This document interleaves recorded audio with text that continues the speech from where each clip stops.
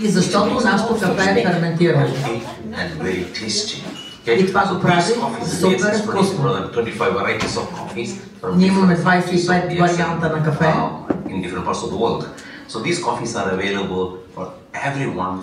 И тези варианти на кафе са на разположение за всички. Всички сте поканени, вече го опитахте. Това е фабриката ни в Дубай, която заработи тази година. И някои от вас, присъстващите, имаха честта да я посетят.